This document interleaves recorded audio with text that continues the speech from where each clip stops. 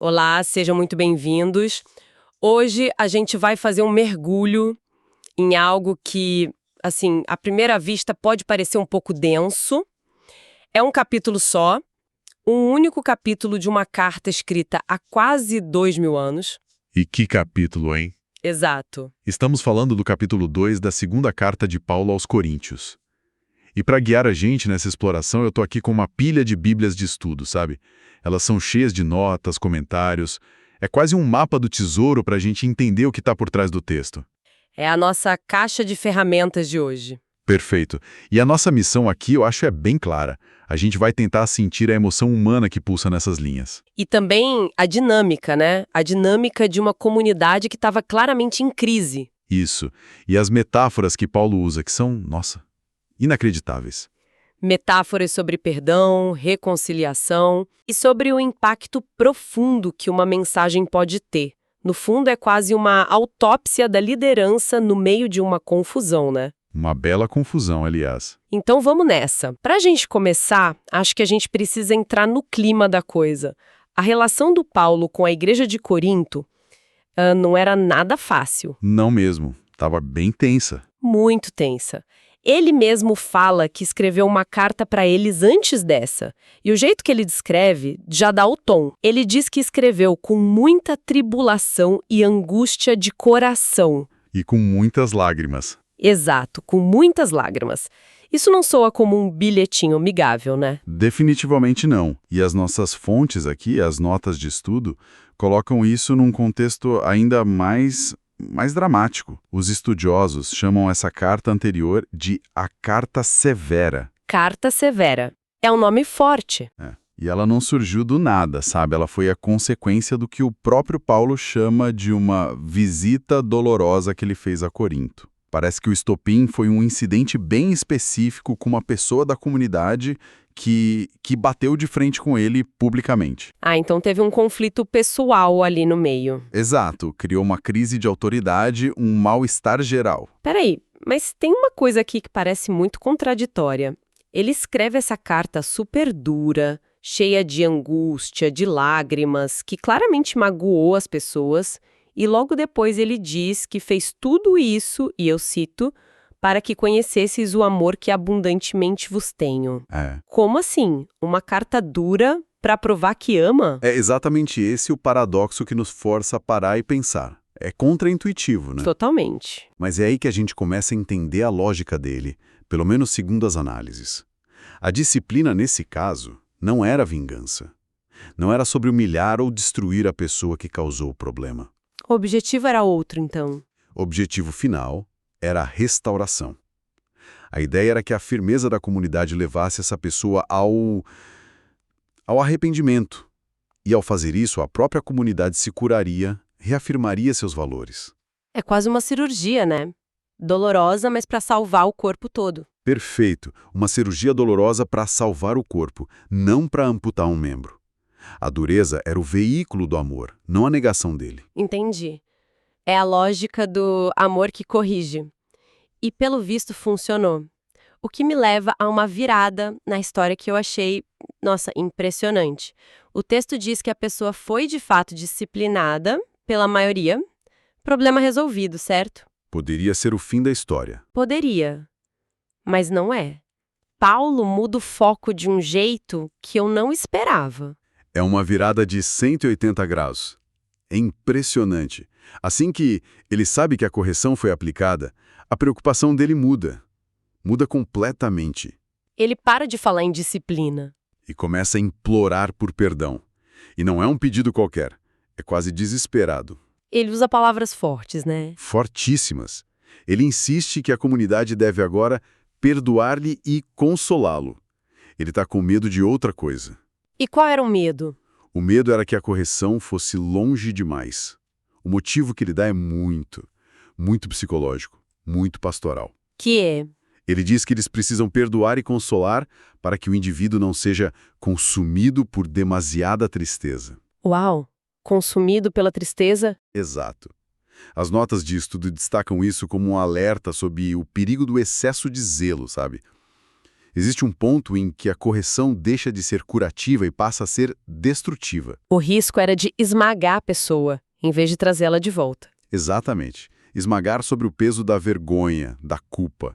A comunidade que foi firme para corrigir, agora precisava ser igualmente intensa para acolher. E aí vem a parte que, para mim, levou a discussão para outro nível. Ele não só pede que a comunidade perdoe, ele diz que ele mesmo já perdoou. Mas ele adiciona umas camadas nessa declaração que são, assim, de arrepiar. Ele complica a coisa. Ele fala que perdoa na presença de Cristo e por um motivo muito específico. Para que não sejamos vencidos por Satanás. Pois não ignoramos os seus ardis. Isso. De repente, uma questão de disciplina de igreja virou uma batalha espiritual gigantesca. O que está acontecendo aqui? É exatamente essa escalada que torna o texto tão fascinante. A falta de perdão deixa de ser um problema de relacionamento. Interpessoal. Isso. E passa a ser vista como uma brecha estratégica. Uma vulnerabilidade que pode ser explorada por um adversário espiritual, como ele diz. E as fontes sugerem uma interpretação muito interessante sobre a tática desse adversário. Ele não joga no meio termo. Ele joga nos extremos.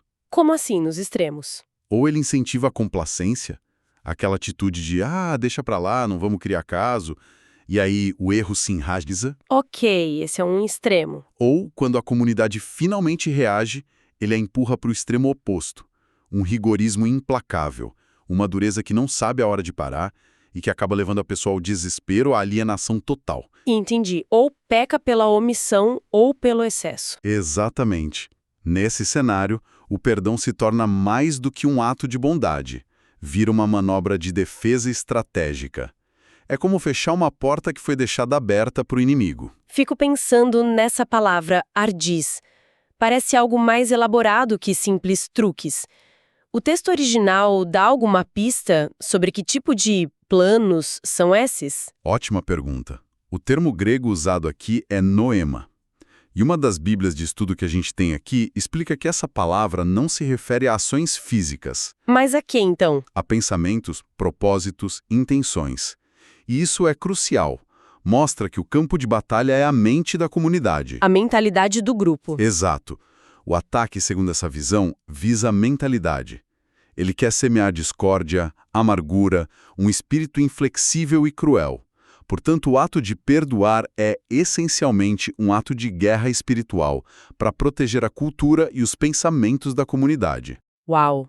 Isso muda tudo. O perdão deixa de ser algo passivo, quase fraco. E se torna uma arma de defesa ativa. Uma forma de proteger a mente coletiva. É incrível. E falando em mudanças de tom, depois de toda essa tensão, o texto dá outra guinada. A linguagem do Paulo assim explode. É uma mudança bem abrupta. Ele conta que estava super inquieto numa cidade, Troade, porque não encontrou o Tito, que era para trazer notícias de Corinto. Ele estava ansioso. E no meio dessa ansiedade, do nada ele solta: graças a Deus que sempre nos conduz em triunfo em Cristo. Da onde veio isso, né? Parece totalmente aleatório. Parece, mas não é. Para um leitor da época, essa imagem seria instantaneamente reconhecida. E seria poderosíssima. Nossas fontes são unânimes em apontar que Paulo está evocando a imagem de um cortejo triunfal romano. Um cortejo triunfal romano. A gente precisa entender o que era isso. Sim. Não era uma simples parada. Era o maior e mais espetacular evento que Roma podia produzir. Uma cerimônia gigantesca que um general vitorioso ganhava o direito de realizar depois de uma campanha militar espetacular. Consegue pintar essa cena pra gente? Como era esse cortejo? Claro. Imagina as ruas de Roma lotadas, uma multidão em festa. A procissão abria com senadores, magistrados, depois vinham trompetistas, em seguida carroças e mais carroças exibindo os tesouros, as armas capturadas do inimigo. Uma ostentação de poder. Total. Depois, os animais que seriam sacrificados. E então, o ponto alto do desfile, os prisioneiros. Reis, rainhas, generais inimigos, acorrentados, humilhados, forçados a marchar como prova viva da vitória de Roma. Nossa, que forte! E logo atrás deles, finalmente, vinha o general vitorioso numa carruagem dourada, com o rosto pintado de vermelho como a estátua de Júpiter, sendo aclamado como um semideus. Que imagem poderosa e, honestamente, um pouco brutal. E o mais maluco é onde o Paulo se coloca nisso tudo. Pelo que eu entendi, ele não é o general na carruagem todo vitorioso. Não, e essa é a parte chocante e subversiva. Ele está se vendo como um dos prisioneiros acorrentados. Exatamente. Ele se vê como um cativo, mas não um cativo de Roma, e sim um cativo de Cristo. Ele foi conquistado por Cristo na estrada de Damasco e agora é conduzido nesse desfile de vitória divina. Então ele não é o herói da história. Ele é o troféu. A vitória não é dele, é de Deus. É uma declaração radical de submissão. E tem mais um detalhe sensorial nessa cena toda, né? A questão do cheiro, do aroma. Sim, e esse detalhe conecta tudo. Durante esses desfiles, altares eram montados pelo caminho e grandes quantidades de incenso eram queimadas. A cidade ficava perfumada. Exato. Agora, pensa na percepção desse cheiro. Para o general, para os soldados, para o povo romano, aquele era o doce aroma da vitória, da glória do império. Era um cheiro de vida. Certo.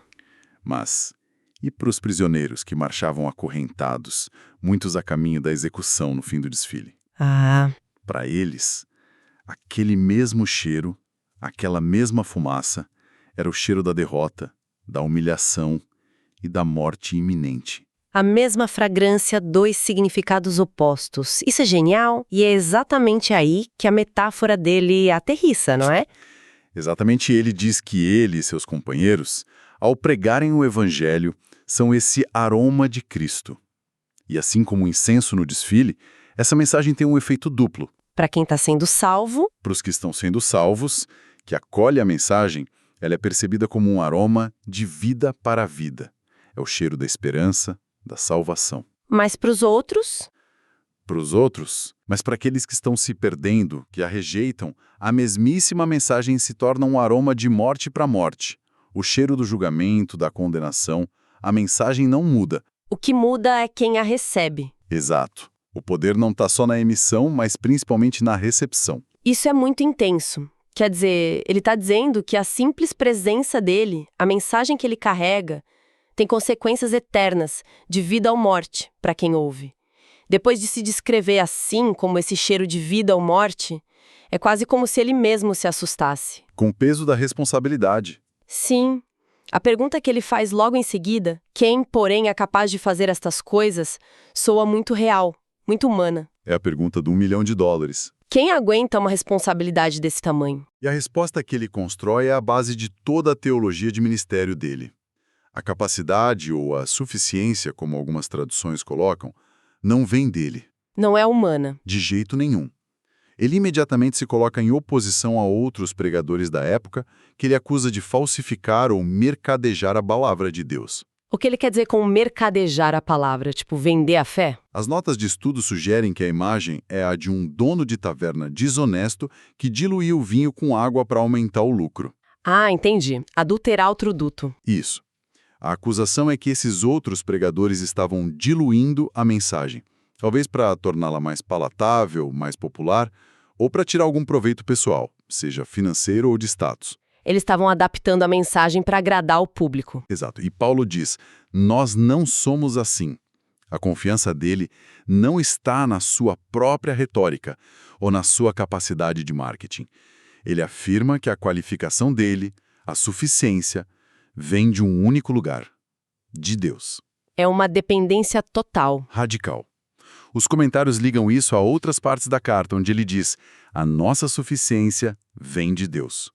O mensageiro é frágil, mas a fonte da mensagem é todo-poderoso. É incrível pensar que tudo isso está em um único capítulo. A gente foi do fundo do poço de um conflito humano, pessoal e doloroso, Passando por uma estratégia de perdão quase militar, até essa imagem cósmica de um desfile romano com cheiros de vida e de morte. e tudo amarrado, né? Tudo amarrado. O drama pessoal de um homem, a saúde de uma comunidade e a natureza avassaladora da mensagem que eles acreditavam carregar. Exato, esse capítulo é um microcosmo de emoção e teologia. Ele nos mostra que liderar, às vezes, significa atravessar a dor em nome do amor. E que perdoar não é só um sentimento bonito. Não. É uma ação estratégica, essencial para proteger um grupo.